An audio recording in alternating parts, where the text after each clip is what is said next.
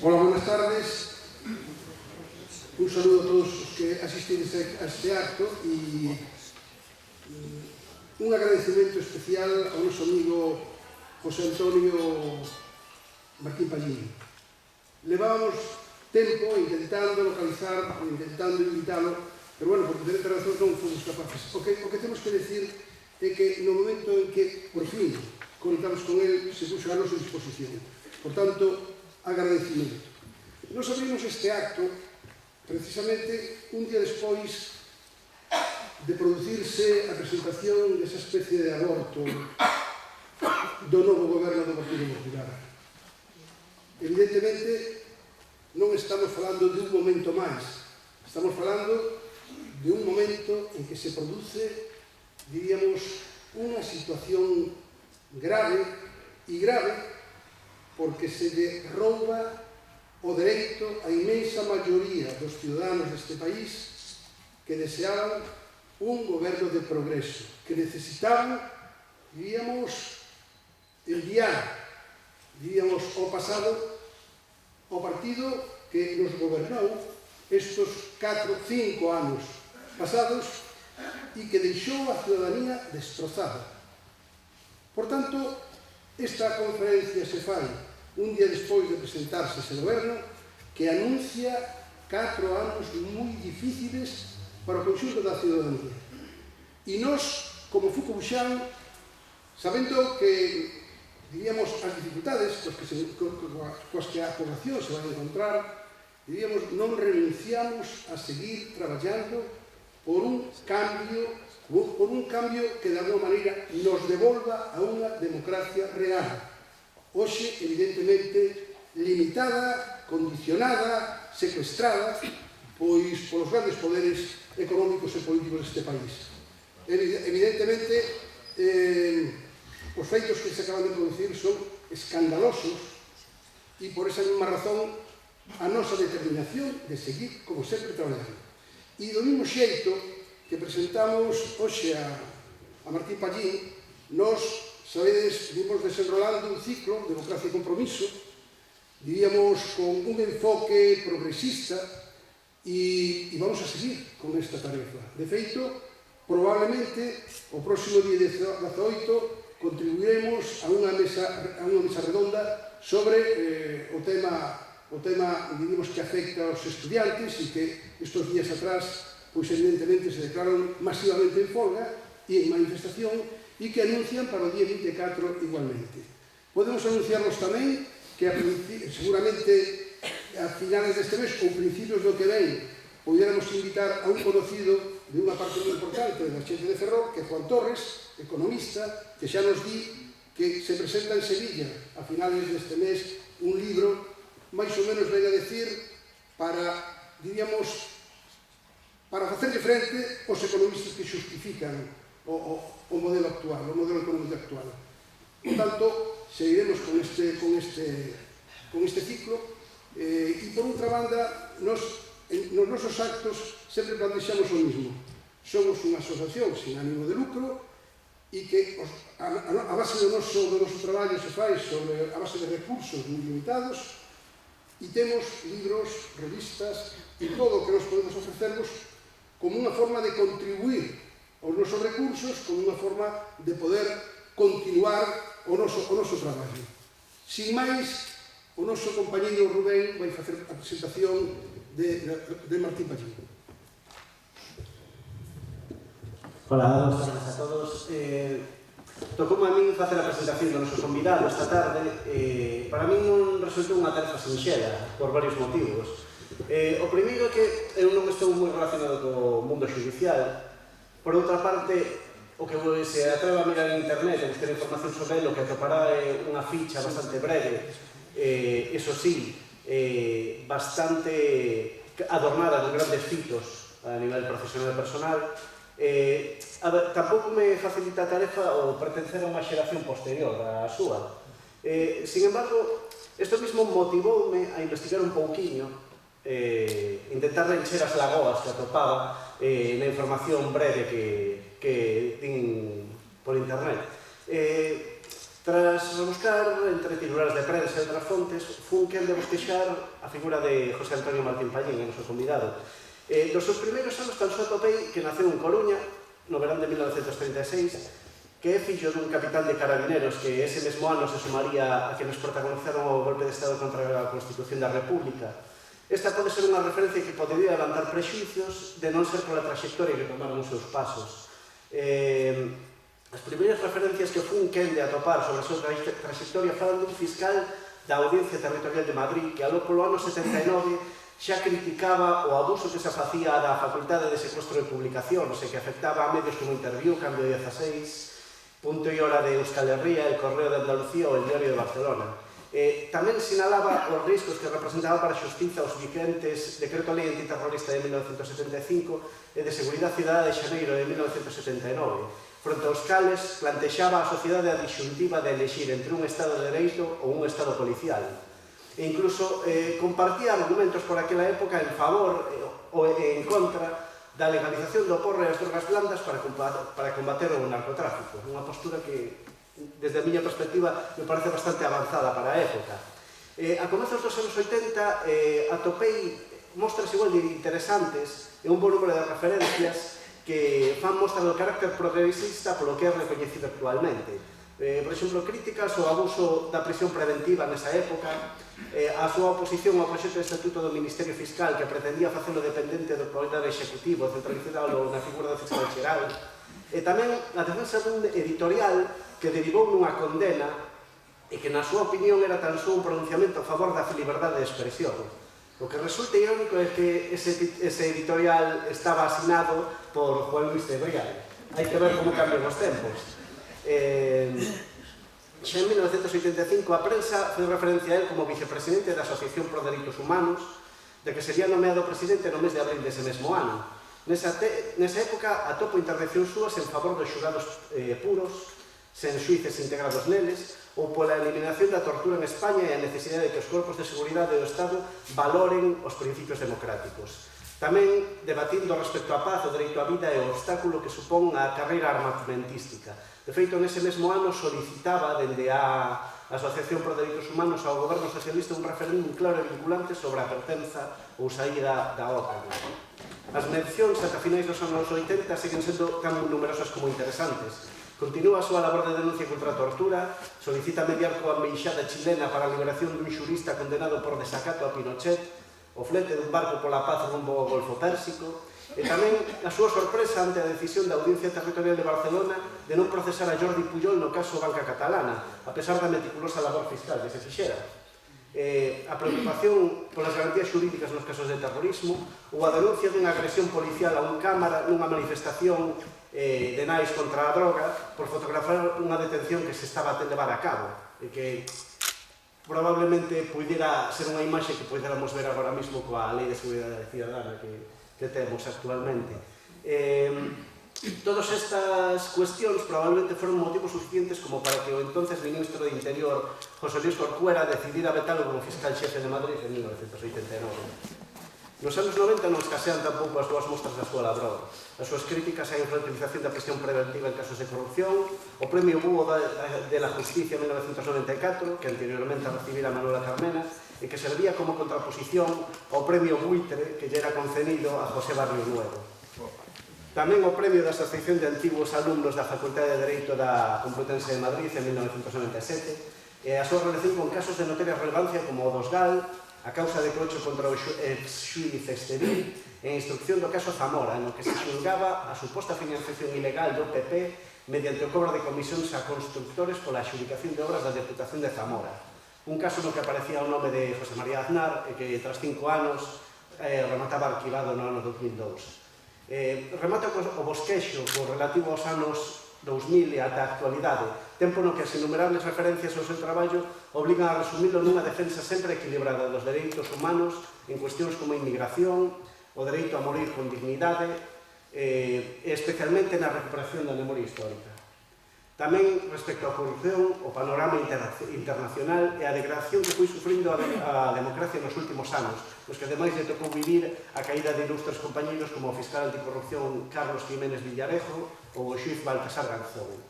Un bosquexo, o que acabo de facer, que creo que dá sobradamente sentido a esta breve ficha que encabeza a frase destacado xurista español que foi fiscal do Tribunal Supremo e magistrado emérito do mesmo, e que fai que nos sintamos en Focabuxán máis que honrados coa súa presencia neste acto. Sen máis, deixo vos con José Antonio Martín Pallín.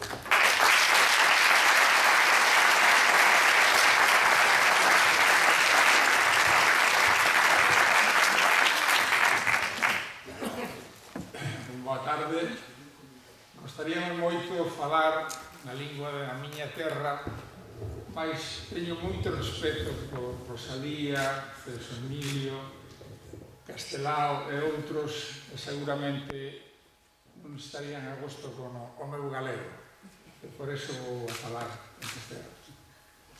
Muchas gracias a Focabuxán por esta invitación, el honrado soy yo, porque el trabajo que he visto que realizan es algo que a los que hemos nacido, cuando hemos nacido, tenemos la culpa, se ha dicho en biografía, educados en el nacionalcatolicismo, pues éramos muy conocedores del Evangelio, y había una expresión, bueno, que todavía, hablando de no sé qué personas que eran la sal de la tierra. Pues bien, vosotros y muchos más en muchos sitios de España, afortunadamente que trabajan desinteresadamente para que esta sociedad sea mejor, pues sois la sal de la tierra y lo que permite que todavía no se descomponga totalmente esta sociedad cuya pérdida de valores es verdaderamente alarmante. Muchas gracias por la presentación. Bueno, me rememora algunos casos de mi actividad. Banca Catalana de Canadá. Seguramente el caso Zamora no tanto, pero es muy revelador de algo que está pasando ahora, es el antecedente de la Gürtel, ¿no? Pero bueno, todo esto me ha tocado vivir y la verdad que no me quejo de todo lo que he podido hacer, no solamente en España, sino también fuera de España y sobre todo en Latinoamérica. Cuando me sugirieron el tema, pues el tema de moda hoy día es hablar de la corrupción. Y claro, pues podía empezar ya directamente pues, comentando los casos de actualidad que todos conocemos y los problemas que suscita la corrupción dentro de una sociedad democrática. Pero yo creo que quizá a lo mejor por malformación académica, yo aparte de fiscal y magistrado he sido más de 40 años profesor universitario y por tanto me gusta el análisis de la situación. Y me planteé el hecho de que la corrupción es algo que ahora he leído, porque como está de moda, que hace un par de días que existía ya en Mesopotamia. O sea que no se alarme nadie de que hoy día tengamos también corrupción. Pero claro, el problema es que ahora vivimos en este presente, no tiene ningún sentido remontarse a la prehistoria, como quien diría. Y por tanto tenemos que saber en qué mundo estamos viviendo y cuáles son los factores y los focos de la corrupción en el momento actual. Por eso, el título interrogante ¿es la globalización la causa de la corrupción? Pues podía desarrollar también académicamente y de forma ortodoxa, con una introducción, un nudo y un desenlace, pero voy a anticipar el desenlace. No es la globalización la causa de la corrupción. Ahora bien, la ha potenciado hasta términos absolutamente inimaginables. Y la globalización, no hay que olvidarlo, es un factor de la introducción masiva de las nuevas tecnologías. El mundo globalizado es un mundo de la intercomunicación que en tiempo real podríamos estar ahora en un telediario de cualquier televisión europea viendo lo que aquí no se publica la mayor parte, y yo creo que esto es un defecto profesional, han convertido los telediarios en una crónica de sucesos, cuando en Siria, en Uzbekistán, en Ucrania y en muchos sitios hay unos conflictos y unos problemas de una gravedad vital para los que intervienen en el mismo. Por eso, la primera reflexión es qué significa o qué ha significado la globalización y las nuevas tecnologías en orden a la corrupción. Yo les recomiendo, para abreviar, un libro profético de Alvin Toffler, La tercera ola, que ya en los años 60 pronosticaba lo que está pasando ahora, y era difícil anticiparlo, preverlo. Se llamaba La tercera ola después de que la humanidad había pasado por las cavernas, la agricultura, la revolución industrial, y llegaba la revolución tecnológica. Y la revolución tecnológica, como todas las ciencias, puede ser utilizada, es una tecnología de doble uso. Fíjense ustedes en la energía nuclear, se utilizó para lo que se utilizó, pero puede tener un uso incluso hasta en medicina. Por tanto, todas las tecnologías dependen del uso que se haga de ellas. Y de la tecnología informática se ha hecho un uso positivo, beneficioso para la sociedad y que ha revolucionado incluso las relaciones sociales y esa famosa correlación de fuerzas marxistas, que en su tiempo era real y cierta, y tenía razón Carlos Marx, porque no podía anticipar esta visión de futuro. A mí siempre me ha impactado un comentario de un economista no muy sospechoso de izquierdista, como ahora tachan en este país a Krugman y a Stiglitz, que parece que son dos peligrosos terroristas de la economía.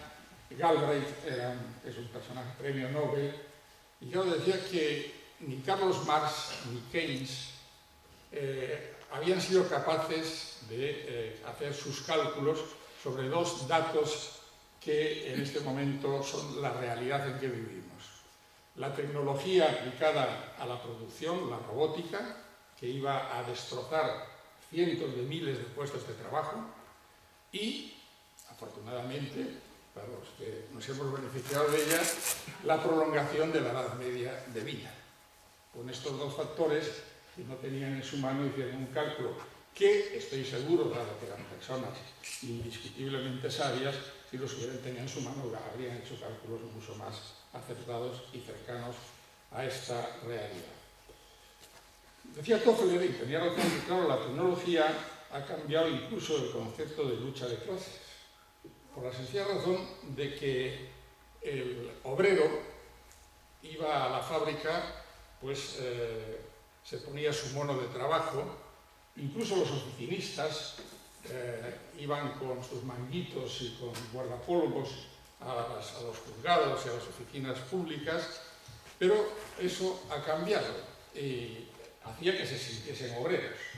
Pero hoy día ya eso ha cambiado, entran en una oficina limpia, aséptica, maravillosa, con unos ordenadores, pueden estar, si el jefe es muy exigente, sobre todo en las empresas privadas, hasta le pueden exigir que se ponga corbata para relacionarse con los posibles clientes, y una vez que sale se da la paradoja que ahora los domingos es cuando uno se viste de obrero, es decir, se pone el chándal o lo que sea, y realmente pues este cambio no es baladí y hay que tenerlo en cuenta, porque estos y otros factores son los que han dado lugar a que nos encontremos ante una revolución neoliberal que estaba contenida, porque realmente las tesis liberales estaban ahí y estaban contenidas por la existencia de los dos bloques, el equilibrio de bloques, pero a raíz de la caída del muro de Berlín parece que los capitalistas dijeron: aquí hay barra libre, ya se acabó el comunismo y por tanto no tenemos ningún límite ni ninguna regla. Lo que era un capitalismo que tenía unas reglas, se convirtió en un capitalismo salvaje. Expresión que no es mía, es una expresión que utilizan casi todos o la mayoría de los economistas. Y claro, pues aparecen dos personajes importantes, Ronald Reagan y Margaret Thatcher, que son de los que se sirven, porque son meros, todos los políticos en este momento, son meros servidores de esos señores que se reúnen en Wall Street o en la City londinense.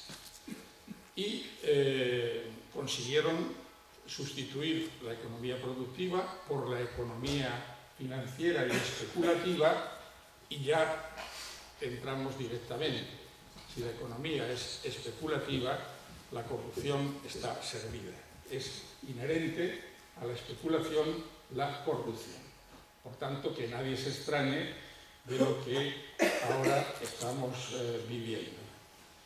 Pero es que ellos mismos, desbordados por su apetencia, llegaron hasta tal punto a saltarse las reglas que provocaron su propia descomposición. Lehman Brothers y Goldman Sachs. Uno de los señores de Lehman Brothers acaba de ser nombrado de nuevo como ministro de nuestro gobierno, el señor Luis de Guindos, todo el mundo sabe que trabajaba en Lehman Brothers, por lo cual le da una experiencia muy interesante sobre la especulación y sobre la corrupción. Hasta tal punto se produce un pánico al ver la cantidad de corruptelas que había originado la economía especulativa, que se produce un fenómeno, yo creo que, por lo menos en lo que yo sé, único en Estados Unidos y que no se produce en otros países. Un grupo de 24 millonarios, cuando la quiebra de Lehman Brothers, hace un comunicado público y se presentan en el Congreso norteamericano diciendo: queremos que se nos suban los impuestos. Un millonario californiano, Doug Edwards, dice: si tienes la suerte que tenemos nosotros y amasas más de $1 millón al año, entonces deberías pagar más impuestos. 24 millonarios norteamericanos. He buscado en la lista Forbes española que ha salido ahora y no ha habido ni uno que haya dicho esto que les acabo de leer. Si tienes la suerte de tener muchos millones de euros, deberías pagar más impuestos. Es cierto que hubo también un grupo de millonarios franceses, pero repito que los españoles no estaban muy entusiasmados con esta propuesta de pagar más impuestos. Y esto era, se convirtió casi en una teoría de los expertos en tributos financieros, y se convirtió en la regla Buffett, es decir, que propone que cualquier persona que gane al menos $1 millón anuales debería ser obligado a un porcentaje mayor, es decir, un impuesto progresivo. Yo creo que pasado el primer impacto, como no le hicieron caso, y por tanto nadie movió un dedo para establecer un régimen tributario progresivo y justo, pues dijeron: señores, ya hemos demostrado nuestra buena voluntad, si ustedes no quieren, no vamos a hacer absolutamente nada. Y por tanto, si queremos corregir el rumbo, y esta es la aspiración de grupos como el que hoy ha tenido la generosidad de invitarme, hay que saber, o por lo menos yo he llegado a la convicción de que la revolución neoliberal ha triunfado. Pero también triunfó la Revolución Francesa, triunfó la Revolución Soviética, y llegó un momento en que las revoluciones pueden ser cambiadas.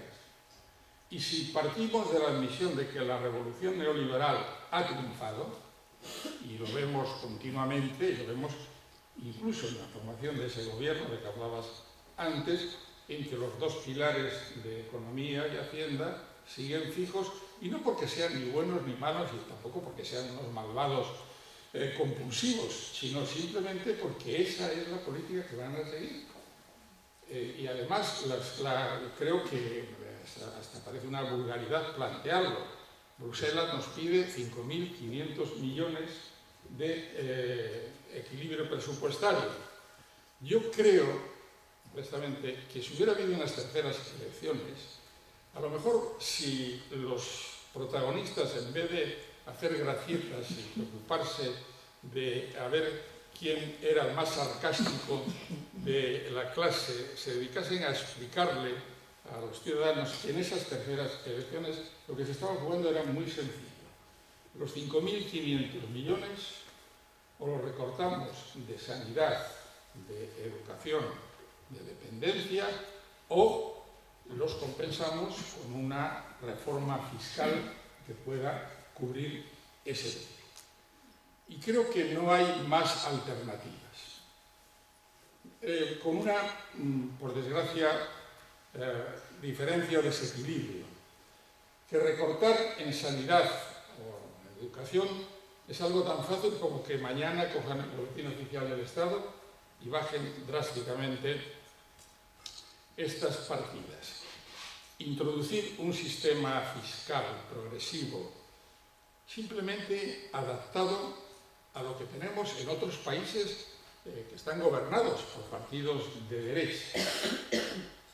Muchos políticos de este país, cuando no saben cómo responder a las críticas ante las leyes o las decisiones que han tomado, se refugian, y lo habrán oído muchas veces, dicen, pero esto es lo que se hace en los países de nuestro entorno.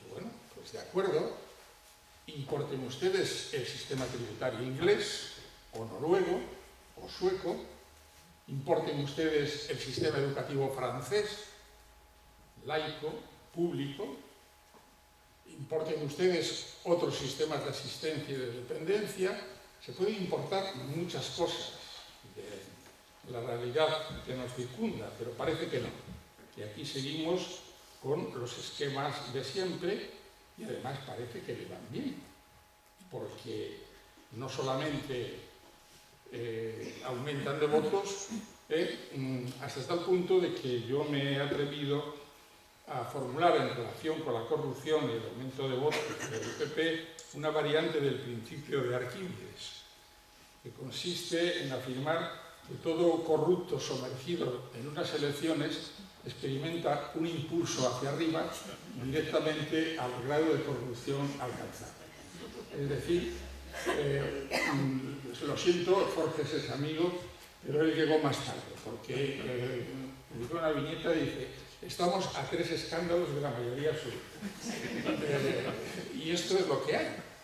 Estamos en este país y no podemos pensar que vamos a arreglar las cosas de la noche a la mañana. La corrupción, y ya entro más directamente en el tema, efectivamente es endémica, se ha detectado en todos los sistemas y ha convivido y seguirá conviviendo, por desgracia, con la vida de la humanidad. Lo único que tenemos que hacer, como han hecho otros países, sobre todo los países nórdicos, poner una serie de filtros, controles, participaciones, barreras, etcétera. Sobre todo participación, porque aquí lo que se dice es que somos una democracia representativa. Yo lo escribí en un artículo que se titulaba Vota y calla.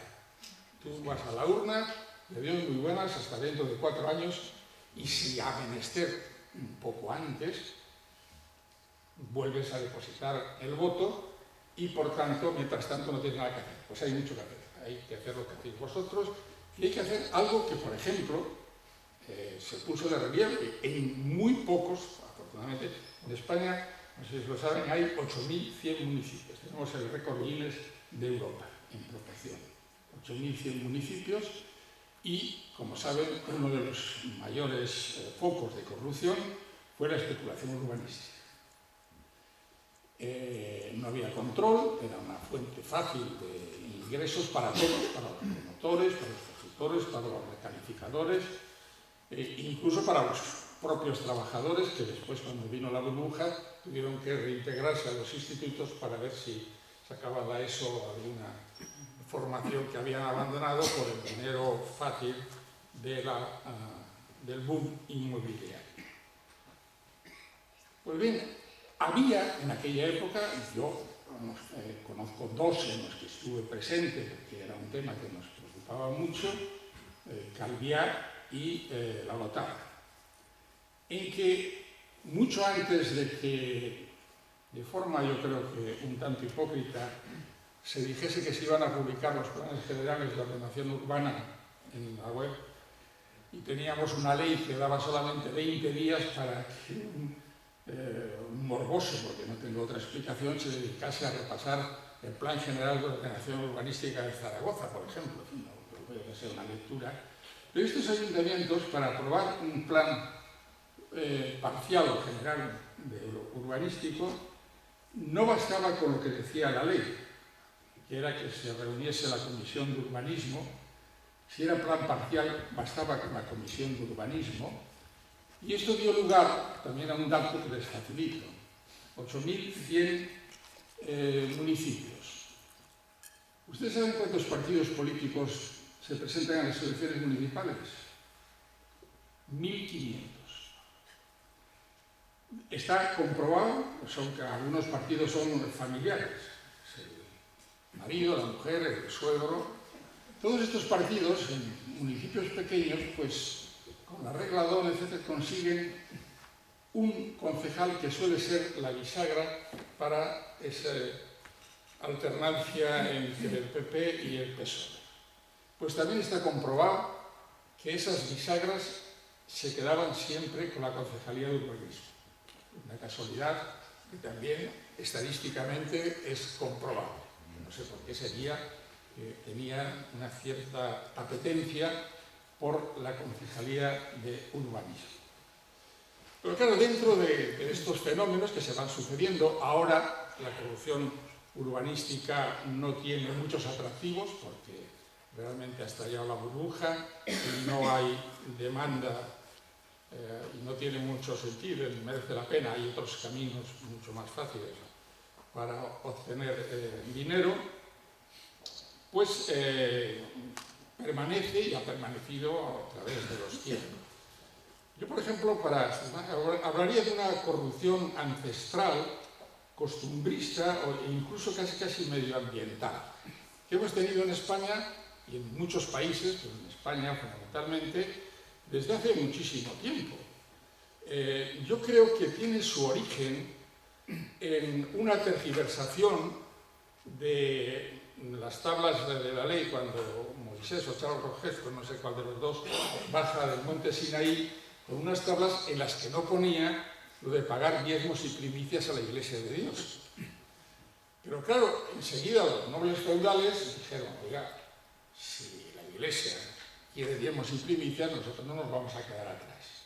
Y esto era muy fácil, y no solamente los nobles feudales, que ponían a las puertas de las ciudades recaudadores de impuestos, y por acercarnos mucho más a lo que ya es próximo a los de mi generación, muchos de los que están aquí recordarán los fielatos.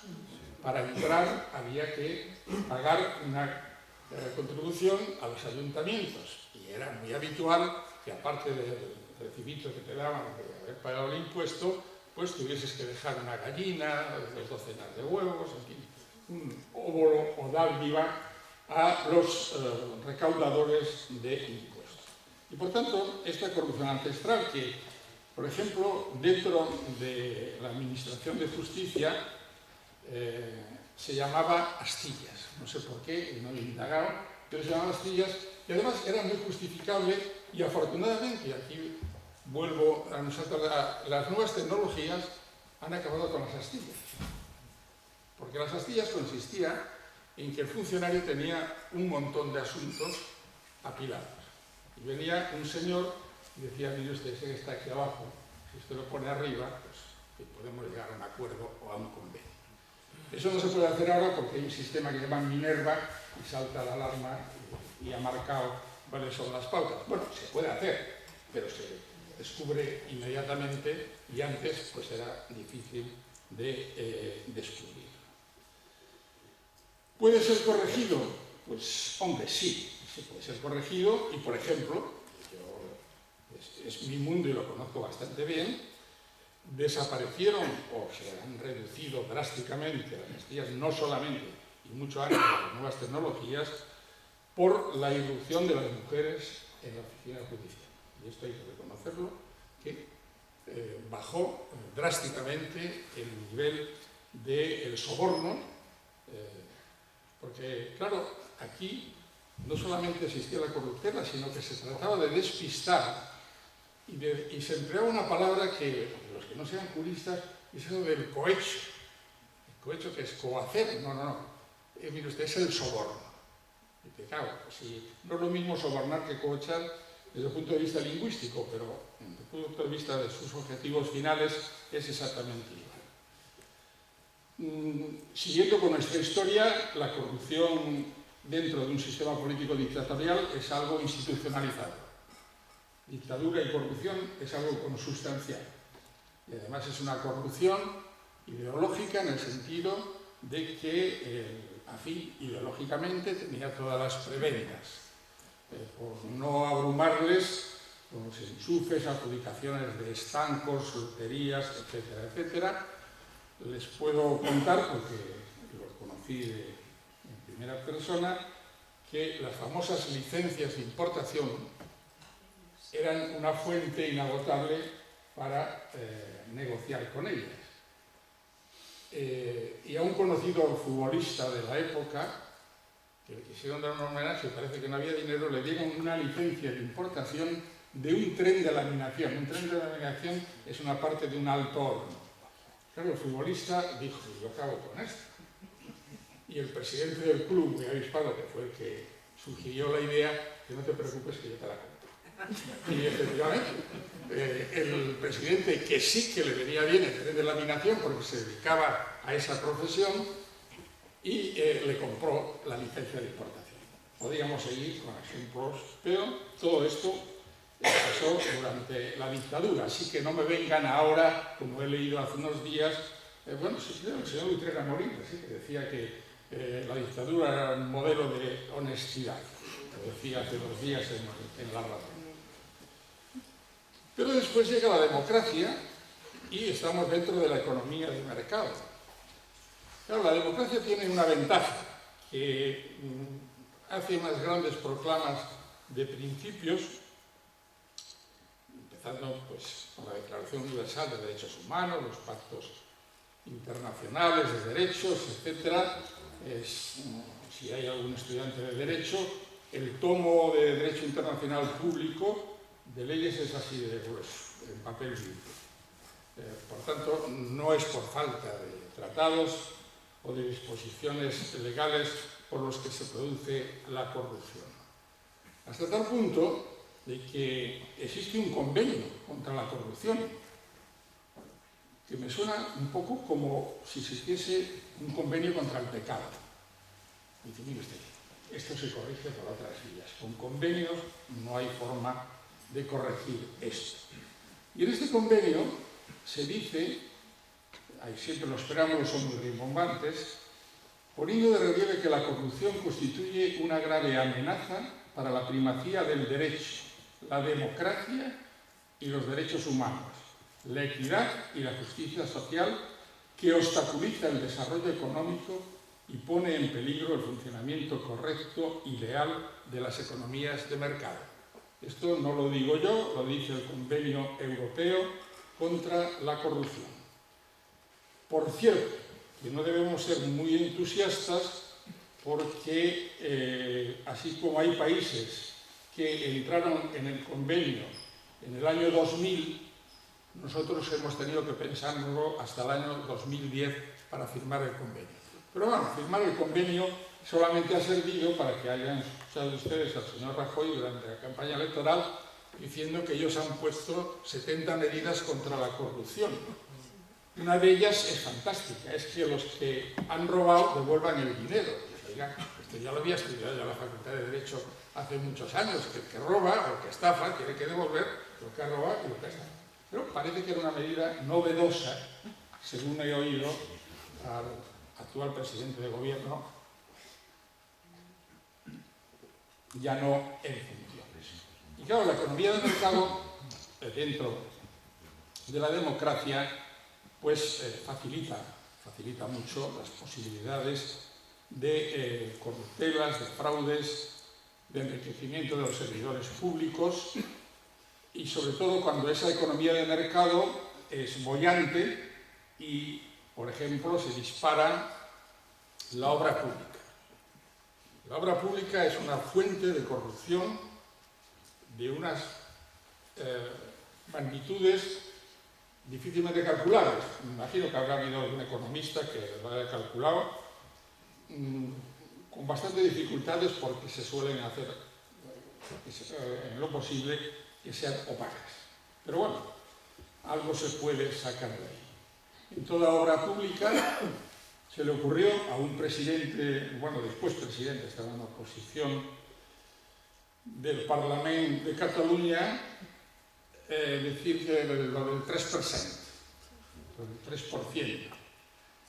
Bien, creo que hablaste tú antes de la presentación. Carlos Jiménez Villarejo es íntimo amigo y compartimos muchas cosas. Puso en marcha la Fiscalía Anticorrupción.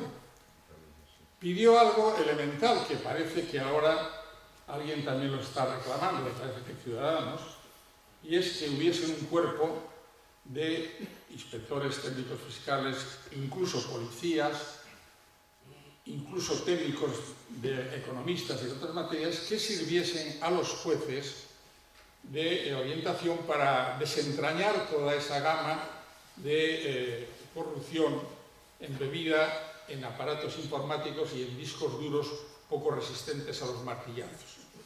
Y por tanto, pues era necesario esto. El gobierno se lo negó porque eso suponía quitarle el poder a la policía.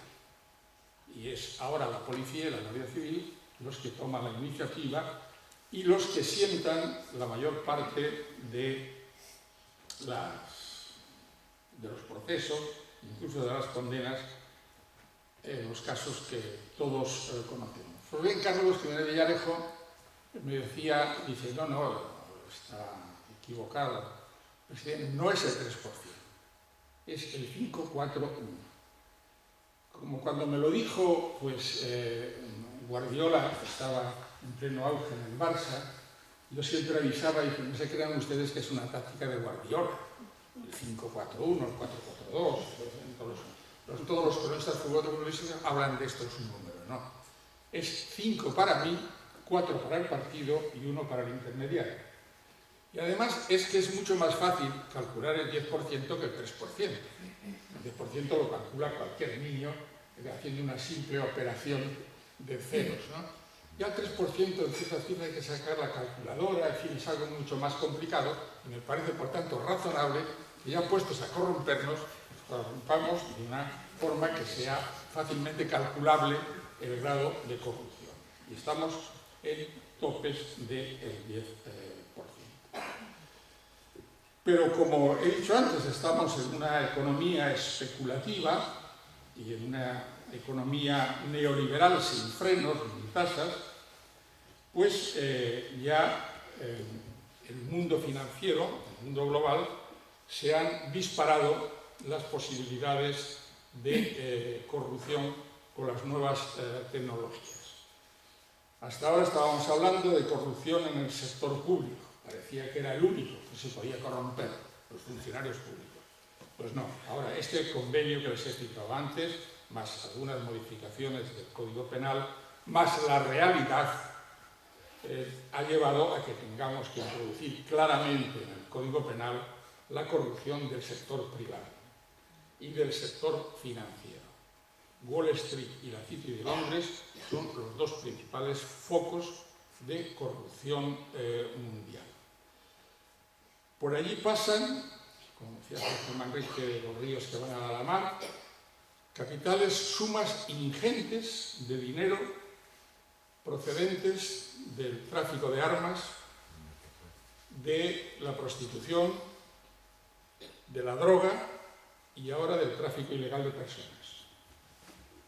Esas ingentes cantidades de dinero estarían destinadas, vamos a resignarnos en realidad, pues a ser ingresadas en un banco, pero claro, ¿qué banquero admite y consigna que ha llegado un señor con 10 millones o 100 millones de euros procedentes de la droga?